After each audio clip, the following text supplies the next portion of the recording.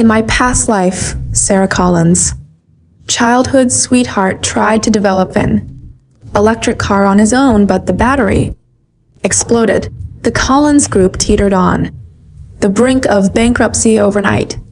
Without hesitation, I married Sarah and took over the mess Perry had left behind.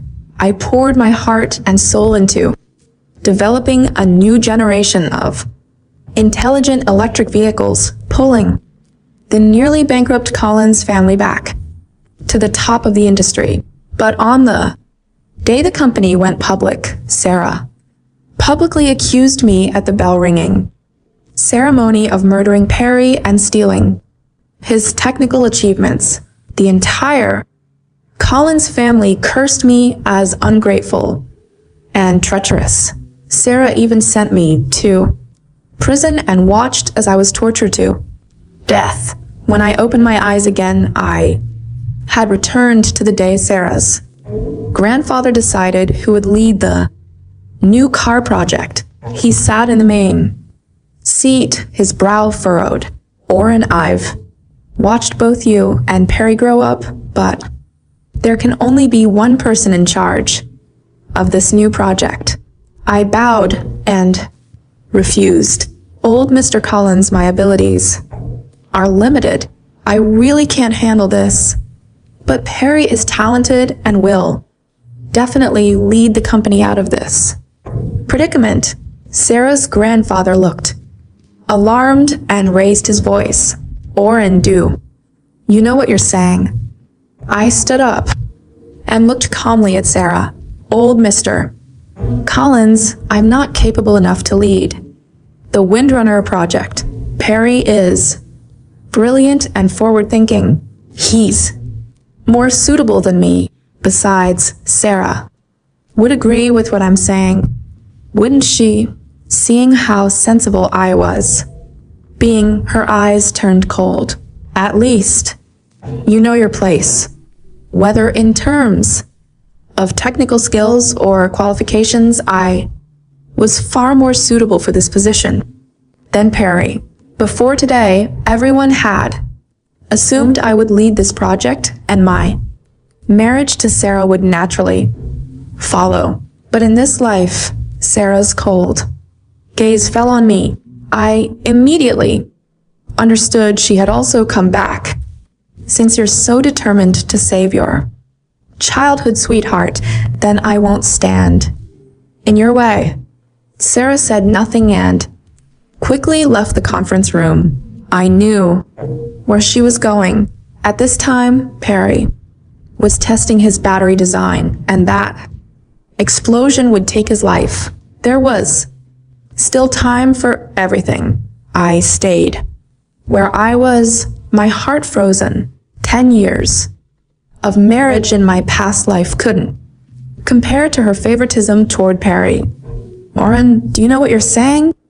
Old Mr. Collins' cane struck the ground heavily. I met his disappointed gaze. This old man who had personally taught me mechanical engineering now looked at me with complete bewilderment. I spoke calmly. Old Mr. Collins, Sarah's heart is with Perry. I won't compete. Old Mr. Collins and Mrs. Collins exchanged glances, thinking of Sarah's resolute departure just moments ago. They couldn't bring themselves to scold me. I silently returned to my room, packing only a few clothes and a portable hard drive containing the core of the project. The next morning, an internal company email announced the new personnel appointment. Perry became the chief director of the Windrunner project, accompanied by a photo of him looking high-spirited. I put the hard drive in my backpack without any expression. Close to noon, violent arguing erupted from the office.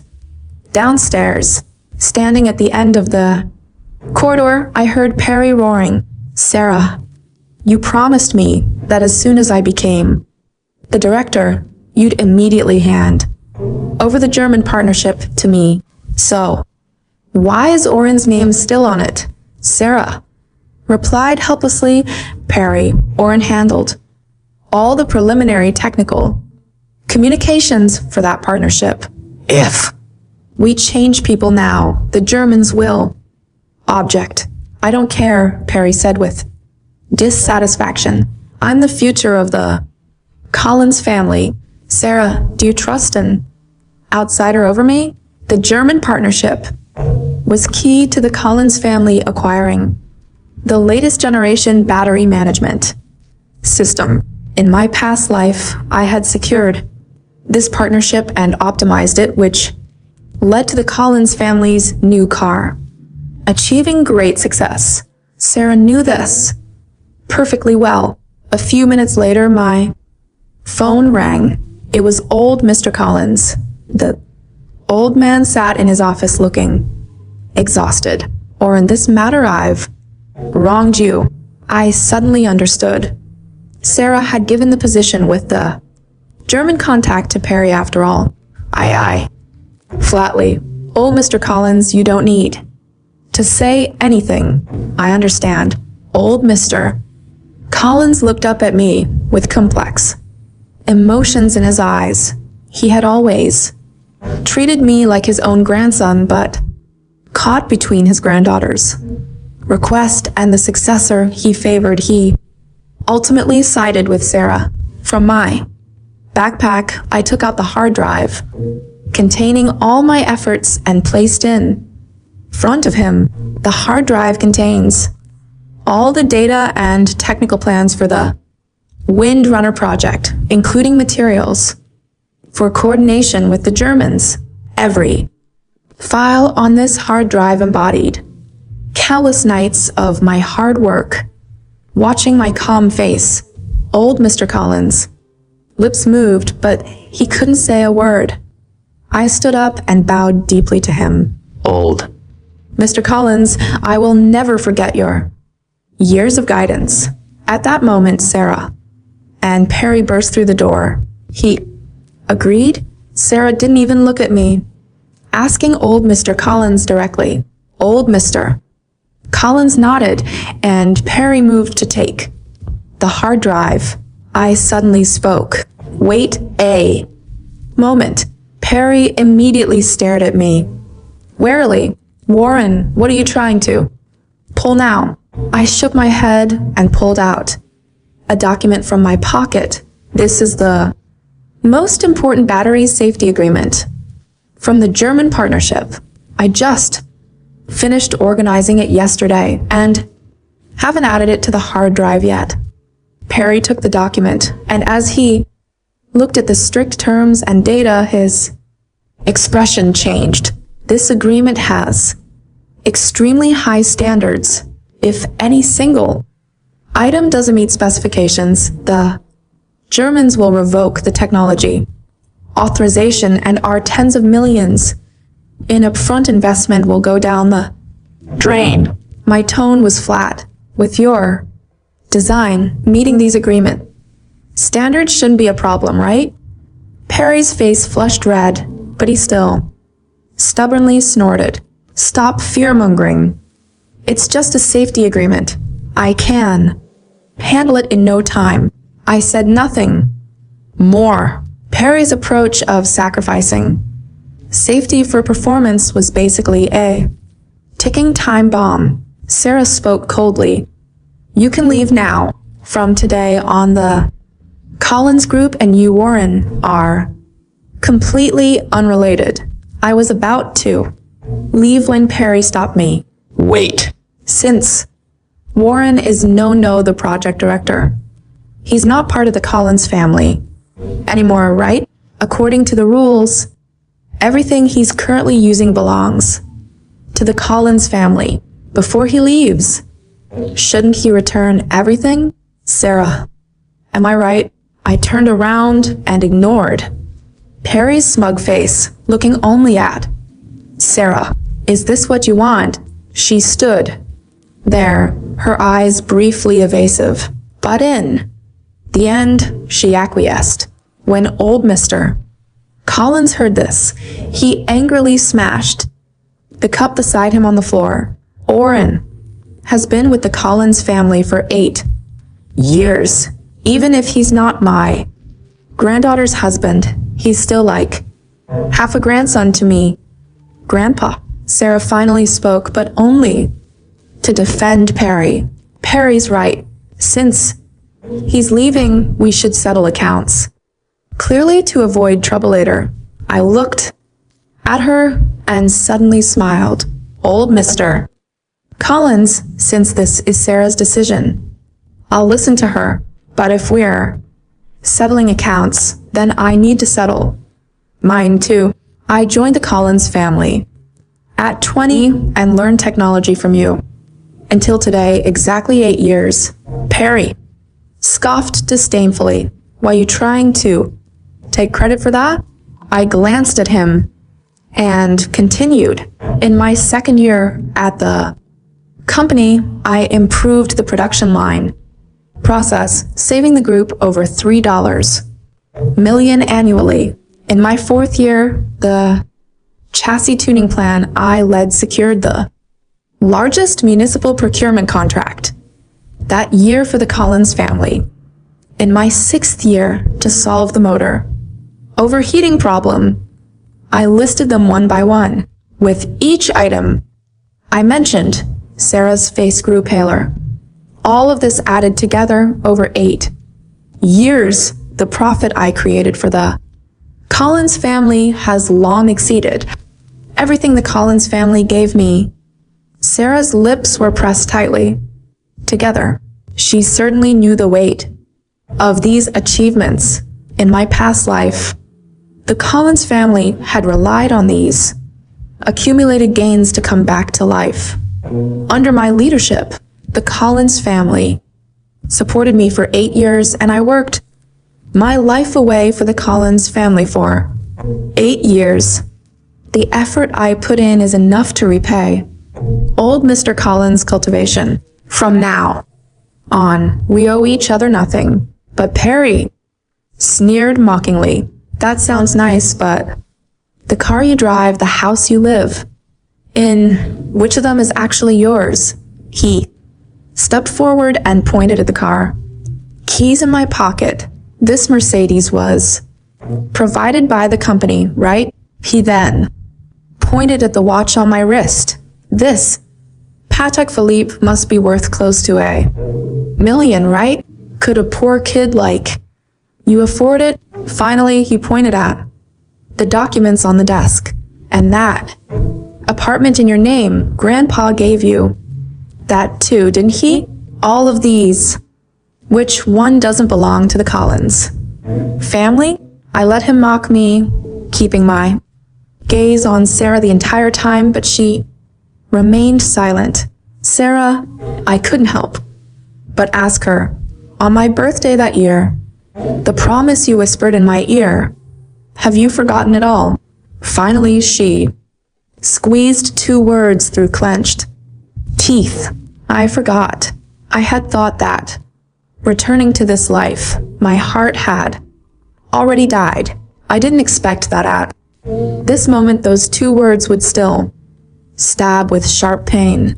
I forcibly suppressed the dull ache in my chest and began removing the watch from my wrist. Old Mr. Collins suddenly stood up. Orion, don't do this. Old Mr. Collins, I interrupted him, placing the watch on the desk. Rules are rules. The car keys, apartment keys, I took them out one by one and placed them next to the watch. Finally, I took off the expensive suit jacket I was wearing, folded it neatly, and placed it on the desk. Only a thin white shirt remained. Perry's face showed vengeful satisfaction. Sarah finally couldn't stand it and called out to me, enough. Stop taking things off. I looked at her calmly. From now on, I'm just me. I, Orion, am no longer your fiancé. As I walked out of the office with my backpack, the hallway outside was packed with employees watching the spectacle. On the company's internal forum, news of My removal had been pinned to the top. My colleagues pointing and whispering felt like needles stabbing into me. Look, that's him, the guy who tried to climb into Collins' family is finally being kicked out. He actually thought he could live like royalty, should have known his place from the start. Without the Collins family, he's nothing. I dragged my heavy steps through the crowd just as I walked out of the group's main entrance. A black Rolls-Royce stopped in front of me, the window lowered, revealing a serious, middle-aged man's face. Are you Mr. Warren? We're from a National Automotive R&D Center. Our director would like to invite you over for a conversation. I got into the black Rolls-Royce with my backpack. The car drove smoothly toward the outskirts of a city and stopped in front of a heavily guarded building. A weighty sign hung at the entrance. National Automotive Research and Development Center. The middle-aged man led me through the corridors to a spacious office. An elderly man with graying hair sat behind a desk. When he saw me, he immediately stood up and extended his hand warmly. Mr. Warren. Hello, I'm Dr. Thomas, the director. Here. I was somewhat flattered and quickly shook his hand. Dr. Thomas, hello. Please sit. Don't be nervous. Dr. Thomas gestured for me to sit. He personally poured me a cup of hot tea and got straight to the point. We've been following you for quite some time. We've heard about every project you've done at the Collins family, especially your several patents in battery safety. They're very forward-thinking. My heart trembled slightly. Dr. Thomas looked at me with eyes full of appreciation. So, when the Collins family announced Perry as the project leader, we were surprised. He sighed. Perry's design. Our institute evaluated it, too, to pursue extreme performance and range. He sacrificed the most basic safety redundancies. To put it bluntly, that's not an electric car, it's a bomb on wheels. We can't understand why the Collins family would make such a foolish decision. I remained silent, not explaining the grudges with the Collins family. The Germans aren't fools either. Dr. Thomas continued. He took out a document from the drawer and pushed it in front of me. This is an internal email the Germans sent us. They've already commissioned us to conduct a final safety assessment of Perry's design. Once the assessment fails, they'll immediately terminate the partnership and demand substantial breach of contract penalties. I opened the document. The Germans had long since developed doubts about Perry's abilities. The only reason they hadn't immediately withdrawn their investment was that they were waiting for an official convincing justification, and the Research Institute's assessment report will be the final straw that broke the camel's back. The Collins family is in for a major fall this time. Dr. Thomas shook his head. But that's not what we want to see. Our automotive industry needs steady progress, not this kind of suicidal recklessness. He looked at me with burning intensity. Mr. Oren, the nation needs you. On behalf of the Research Institute, I formally invite you to join us. We're preparing an entirely new project. The goal is to develop the world's safest and highest performing next-generation power battery. I hope you'll serve as chief engineer for this project. Dr. Thomas stood up, his tone solemn. As for compensation, we can offer you triple your current salary and provide you with an independent research lab, and expert apartment. Whatever resources you need, the nation will fully support you. I barely hesitated. Dr. Thomas, I'm willing. In my past life, I exhausted myself for Colin's family only to be rewarded with ruin. In this life, being able to serve my country was more than I could ask for.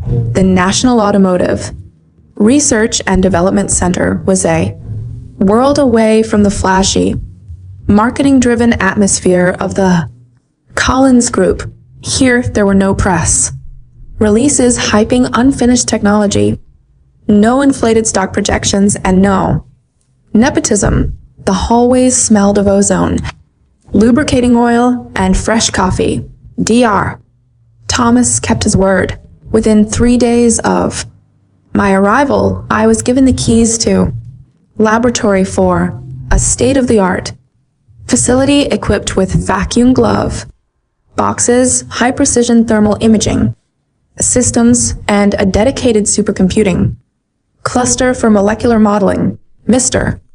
Oren, this is your team, Dr. Thomas said, introducing a dozen young, sharp-eyed researchers.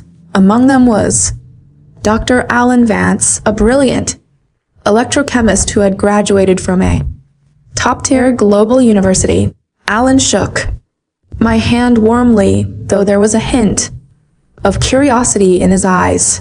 I read your papers on solid-state electrolyte interfaces, Chief Engineer Oren. To be honest, I was surprised you stayed at a commercial outfit like Collins for so long. Your theoretical models were years ahead of what they were actually manufacturing. I smiled faintly. I had personal obligations, but now my only obligation is to the science. Let's build a battery that cannot burn. We set to work immediately. I named our initiative Project Horizon. Our goal was not merely to increase energy density, but to completely redesign the separator and electrolyte using a novel inorganic ceramic polymer composite. In my past life, after Perry's battery exploded and nearly ruined the Collins family, I'd spent 5 years perfecting this exact formula to restore the public's trust in electric vehicles. In this life, I didn't have to waste time rebuilding a ruined company first. The math, the chemical ratios, and the synthetic pathways were already etched into my mind, while Laboratory 4 hummed with the quiet, methodical progress of genuine scientific inquiry. The Collins Group was descending into chaos. Through industry contacts, news of Perry's chaotic management style quickly reached our ears. Perry has completely overhauled the Windrunner's battery pack layout. Alan mentioned one afternoon, showing me a leaked schematic from an automotive forum. He's bypassed the traditional modular casing. He's arranging the cylindrical cells directly into the pack to save weight and maximize range. It's a cell-to-pack design, but without any thermal runaway barriers between the cells. I looked at the schematic and shook my head.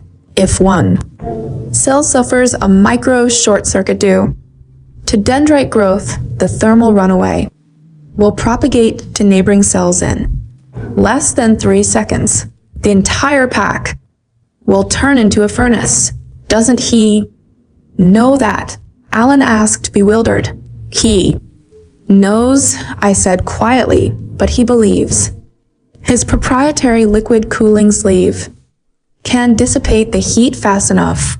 He's gambling. He wants the headlines. He wants the 1,000 kilometers range. In my past life, Perry had made the exact same gamble. Back then, I hadn't been there to stop him because I was kept in a lower-level department marginalized by Sarah's favoritism. This time I was simply a spectator watching the train wreck unfold from a safe, comfortable distance. 2 weeks later, the Collins Group held its first official technical review with their German partners, Munich Electrics. Munich Electrics was providing a high-voltage motor platform, but they refused to ship their hardware until Collins Group signed and proved they could meet the stringent German safety accord, the very document I had left on old Mr. Collins' desk in the grand conference room of the Collins Group. Sarah sat at the head of the table. To her right was Perry, wearing a bespoke Italian suit that looked slightly too large for him. Opposite them sat Mr. Joachim Weber, the chief representative of Munich Electrics, along with 3 stern-faced German engineers. Mr. Vance, Weber spoke through an interpreter, his eyes fixed on Perry. We have analyzed the initial battery pack schematics you sent over. Frankly, we are deeply concerned. The thermal runaway propagation margin is virtually non-existent. Perry smiled, confidently leaning forward. Mr. Weber, your safety standards are built on outdated 811 ternary lithium chemistry. My Phoenix battery uses a modified high-nickel cathode with a proprietary silicon carbon anode. The energy density is 350 watt-hours per kilogram. With our ultra-thin cooling sleeves, we don't need those heavy, bulky thermal barriers. Weber did not smile. He adjusted his glasses. The physical laws of thermodynamics do not change because you call your battery Phoenix, Mr. Vance. Where is the simulated penetration test data? Where is the overcharge tolerance report? Perry's smile stiffened. He hadn't run those tests. To run them properly would take months, and the board urged on by Sarah wanted the Windrunner prototype ready for the upcoming National Auto Show to boost the company's flagging stock. We are finalizing those tests as we speak. Perry lied smoothly, gesturing to the hard drive on the table, the very hard drive I'd turned over. Our previous chief engineer left some incomplete data, but my team is optimizing it. We will have the certified reports on your desk by the end of the month. Weber looked at Sarah. Miss Collins, your grandfather assured us that your technical team was led by a brilliant engineer named Oren. We agreed to this partnership largely due to his preliminary safety papers. Where is he? Sarah's fingers tightened around her pen. A flicker of discomfort crossed her face, but she quickly masked it with cold indifference. Oren was merely a project manager, Sarah said coldly. He was incapable of handling the scale Windrunner project. He has left the company. Mr. Vance is the true intellectual force behind our battery technology. Weber frowned. He looked at the documents, then stood up. Very well. We will await your certified testing reports, but let me make this absolutely clear. Munich Electrics will not risk its reputation on a vehicle that does not meet our safety accord. If the physical testing fails, the contract is void, and we will invoke the $30 million breach of contract penalty. After the Germans left, Perry slammed his hand on the table. Who do they think they are? Outdated bureaucrats. Sarah, we don't need their constant lecturing. Once our prototype runs at the auto show and the range hits 1,000 km on a single charge, the entire world will be begging to partner with us. Sarah looked at Perry's flushed, passionate face. In her past life, Perry had died in a tragic battery fire during a private test, a catastrophe she had blamed entirely on my sabotage and theft of his designs. In this life, she had intervened early. She had given him the director position, the funding, and the spotlight, believing she was saving him and letting his genius shine. Yet, looking at the chaotic, unorganized state of the engineering department over the past 2 weeks, a tiny, unsettling seed of doubt began to sprout in her mind. Why does Perry seem so disorganized, she thought. When Oren ran the department, I never had to worry about technical audits or safety compliance. Everything was always perfectly prepared. She brushed the thought aside. No, Perry is just stressed. Once he proves himself, everyone will see that Oren was nothing but a parasite to satisfy the Germans. Perry needed to generate safety reports that matched the stringent criteria in the agreement I had drafted. However, actually achieving those safety metrics required material science breakthroughs that Perry simply did not understand.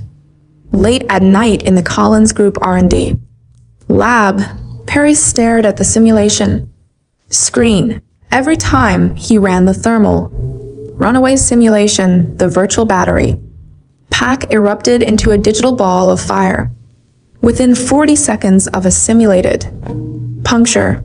Damn it, why is this happening? Perry screamed, throwing a coffee cup against the wall. His assistant, a young engineer who had previously worked under me, spoke up timidly. Mr. Vance, when Oren was here, he wrote a custom algorithm to balance the state of charge under high thermal stress. He also used a specific ceramic coating on the separator. Those files are encrypted on his personal server space, which was wiped when he left, then recreated.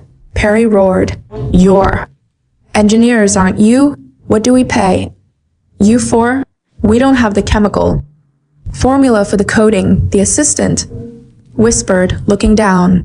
Oren synthesized those samples himself in his private lab. He never uploaded the exact molecular ratios to the company database because they were his personal patents from before he signed his full-time contract. Perry's face turned pale. He realized he was holding a masterfully crafted sword, but he didn't have a handle. Desperate, Perry made a fateful decision. He opened the simulation software, accessed the backend parameters, and manually adjusted the thermal conductivity variables of the battery materials. He forced the simulation to show a successful result by feeding the computer fake idealized numbers. Print the report, Perry ordered, his voice trembling slightly but filled with malicious resolve. Send this to Munich Electrics. But, Mr. Vance, this is just a simulation with manually altered variables. If they run a physical test, they won't run a physical test on a prototype before the auto show. Perry interrupted, his eyes gleaming with desperation. Once the prototype is unveiled and the stock prices soar, we'll have enough capital to acquire another battery company and quietly swap out the tech. Just do as I say. Meanwhile, at the National Automotive R&D Center, my team had successfully synthesized the first batch of our Aegis One solid-state battery cells. Dr. Thomas stood behind me as we watched a robotic arm plunge a heavy steel nail directly through the center of our fully charged cell. A nail penetration test is the Ultimate nightmare for any lithium battery. Typically, it causes an immediate internal short circuit, leading to temperatures exceeding 800 degrees Celsius and violent combustion. The steel nail pierced the Aegis 1 cell. We watched the thermal cameras. The temperature of the cell rose from 25 degrees Celsius to 42 degrees, then stabilized. No smoke, no sparks, no fire. My God, Dr. Vance whispered, staring at the monitor. It's inert. The solid-state electrolyte localized the damage instantly. The cell is still holding 70% of its charge despite being impaled. Dr. Thomas let out a long, loud breath. He clapped his hand onto my shoulder, his eyes wet with emotion. Warren, do you realize what you've done? You've just solved the greatest bottleneck in the history of green energy. I looked at the impaled, stable cell. A profound sense of peace washed over me. In my past life, I had built this technology under the crushing weight of a failing family company, constantly badgered by Sarah's cold demands and accused of being a talentless thief. I had handed this miracle to the Collins family on a silver platter, only to be dragged to a cold prison cell in return. This time, the credit belonged to me, and the shield belonged to my nation. Draft the press. Release Dr. Thomas, I said quietly, but do not publish it yet. Let's wait for the National Auto Show. The National Auto Show was the grandest stage of the year. Every major automotive manufacturer, global investor, and tech journalist was in attendance. The Collins Group had spared no expense. Their booth was the largest in the central pavilion, dominated by a massive, sleek stage where the Windrunner prototype sat beneath a silk cover. Sarah stood backstage, wearing an elegant emerald dress, her face glowing with triumph. Perry stood beside her, his chest puffed out as he gave interviews to reporters. Yes, the Windrunner features are proprietary Phoenix battery, Perry boasted into a microphone. We've completely bypassed the limitations of traditional safety design, utilizing advanced cooling systems to deliver unprecedented performance. We are looking at a new era of clean energy. A few booths away, the National Automotive R&D Center had a modest, dignified setup. There were no models or loud music, just a clean, white stage with a single, pristine battery pack on display labeled Aegis 1. I stood near the display dressed in a simple, tailored charcoal suit. I was no longer the exhausted, disheveled man who worked 80-hour weeks to please an ungrateful wife. I looked healthy, calm, and utterly composed as a crowd gathered for the Collins Group's live demonstration. I saw old Mr. Collins walking slowly toward their stage, leaning heavily on his cane. When his eyes met mine across the pavilion, he stopped. The old man looked incredibly frail. He stared at me for a long moment, a deep, sorrowful look in his eyes. I bowed my head slightly to him, a gesture of respect for the mentor who had taught me, but nothing more. There was no warmth left in my gaze. Oren, the old man muttered, but the roar of the crowd drowned out his voice as the lights in the central pavilion dimmed. The presentation began. Sarah walked out onto the stage, her voice clear and confident as she addressed the crowd and the millions watching the live stream. For years, the electric vehicle Industry has been held back by fear, Sarah declared. Fear of safety, fear of range. Today, the Collins Group puts those fears to rest. I present to you the Windrunner. The silk cloth was pulled back, revealing a stunning aerodynamic sports sedan in metallic silver. The crowd erupted into applause. And now, Sarah smiled, gesturing to Perry, our chief director, Mr. Perry. Vance will demonstrate our ultra-fast charging capability using our high-voltage liquid-cooled charging station. We will charge the Windrunner from 10% to 80% in just 5 minutes. Perry walked out, waving to the cameras.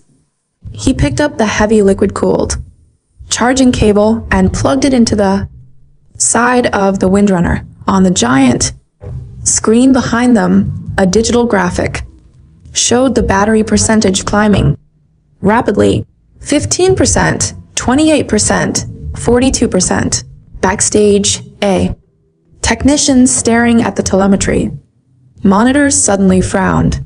The pack core temperature is rising too fast.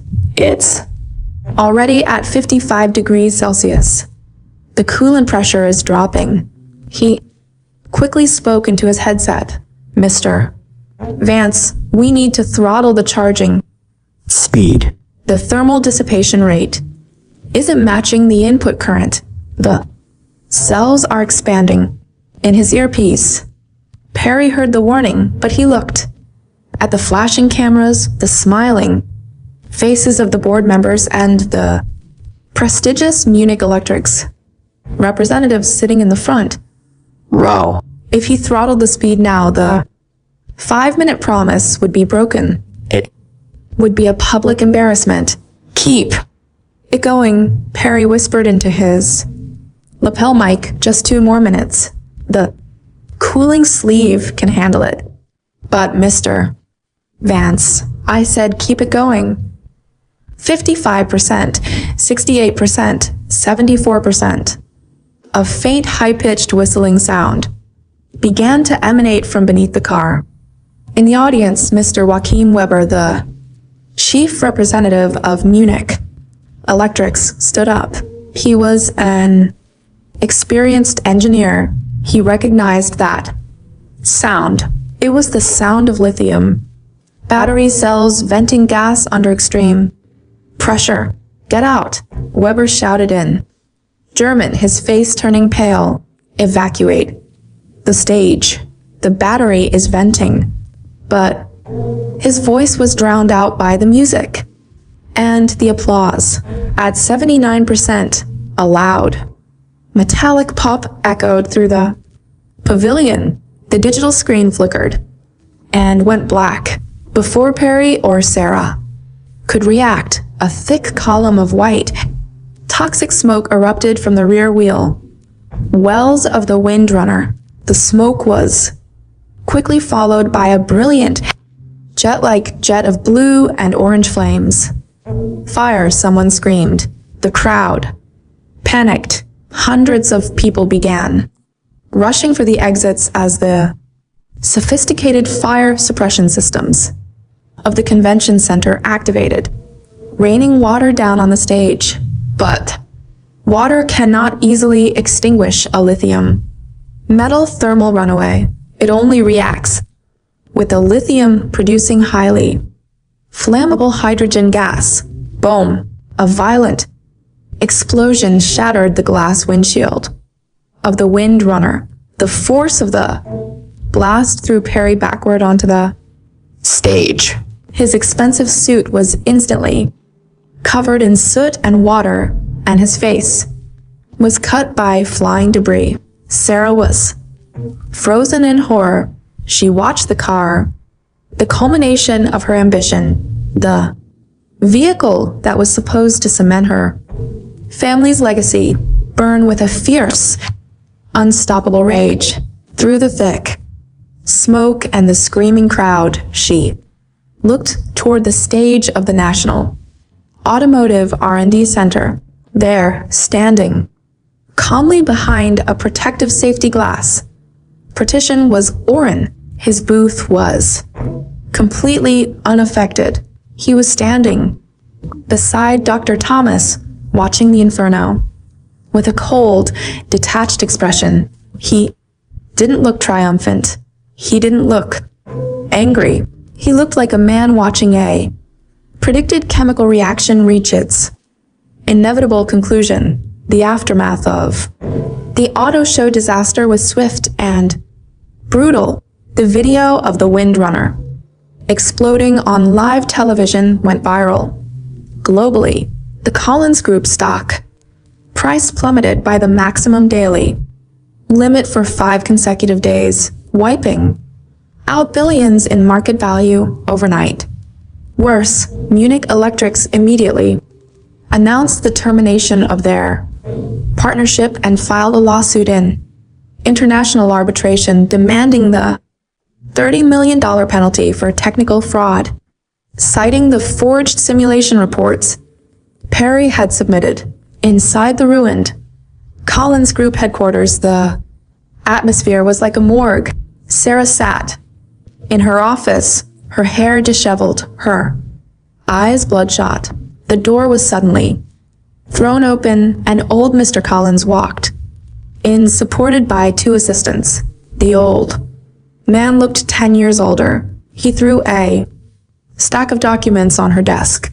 "Explain this," the old man rasped, his voice trembling with a mixture of grief and fury.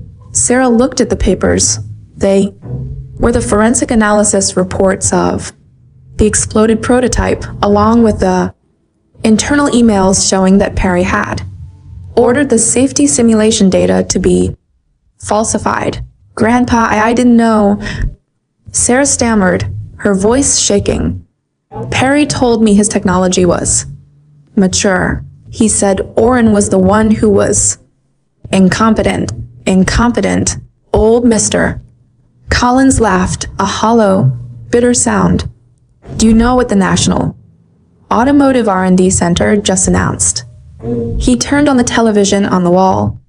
A live broadcast of a national press conference filled the screen. Dr. Thomas stood at the podium, flanked by top government officials.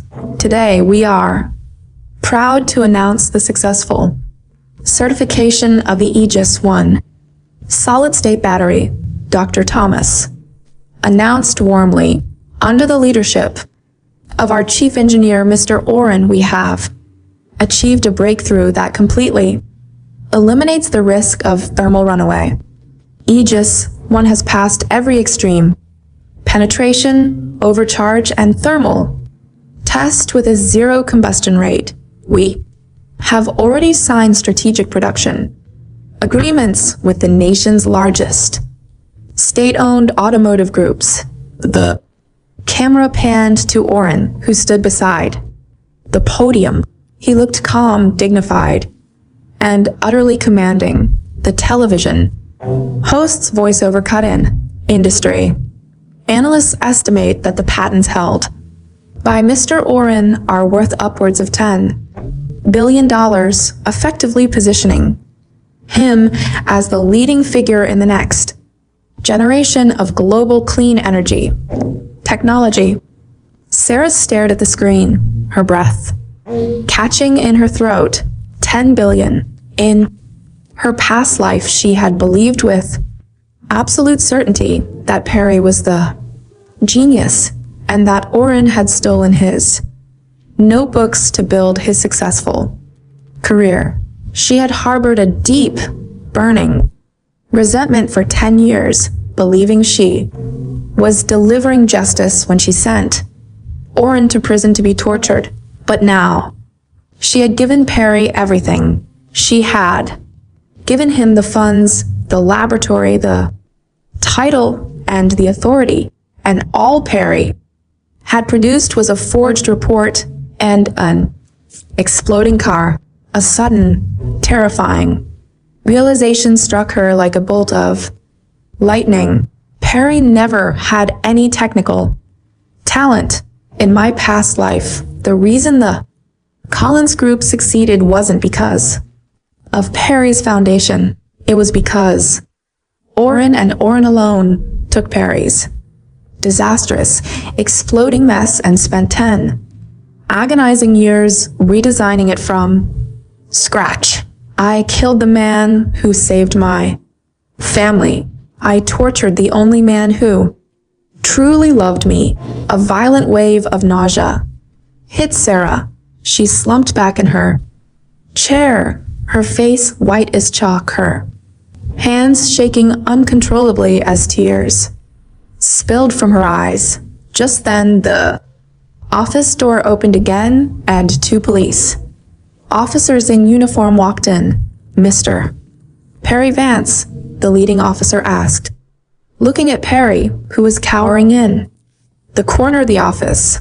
I'm Perry, he whispered. You are under arrest for corporate fraud, endangering public safety, and the intentional falsification of safety certified technical documents, the officer said, coldly stepping forward and clicking the handcuffs around Perry's wrists. Sarah, save me, Perry screamed, turning to her with a terrified, desperate face.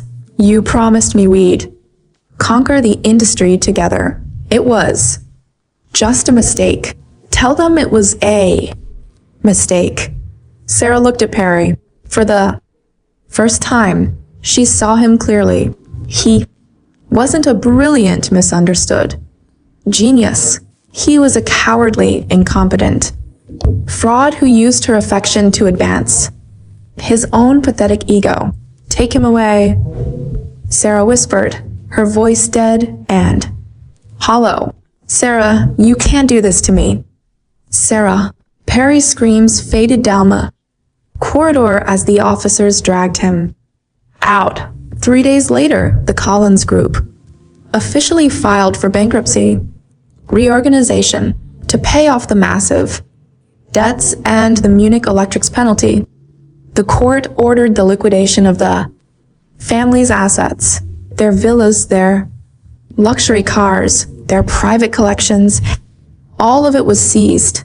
Old Mr. Collins, unable to bear the shock, suffered a severe stroke and was hospitalized. Sarah was left with nothing. She stood outside the locked gates of the Collins family estate, wearing a simple coat, holding a single suitcase. The servants had all fled. The relatives who had once fawned over her now blocked her calls and cursed her name. She had only one thought left in her mind. I need to see Oren. She dragged her suitcase to the gates of the National Automotive Research and Development Center. She stood outside the heavily guarded entrance for hours in the freezing rain, refusing to leave. Finally, a black sedan drove out the gates. Recognizing the license plate, Sarah rushed forward, throwing herself in front of the car. The driver slammed on the brakes, stopping just inches from her. The security guards rushed forward to pull her away, but the rear window of the sedan slowly rolled down. Oren sat in the back seat holding a tablet, reviewing a technical report. He looked up, his gaze falling on Sarah's drenched, pitiful figure. Oren, Sarah cried, breaking free from the guards and gripping the car window. Oren, please. Just let me speak to you for 1 minute. Oren looked at her. His eyes were entirely calm. There was no anger, no hatred, and no satisfaction in them. They were the eyes of a stranger looking at a leaf falling from a tree. Let her speak, Oren said quietly to the guards.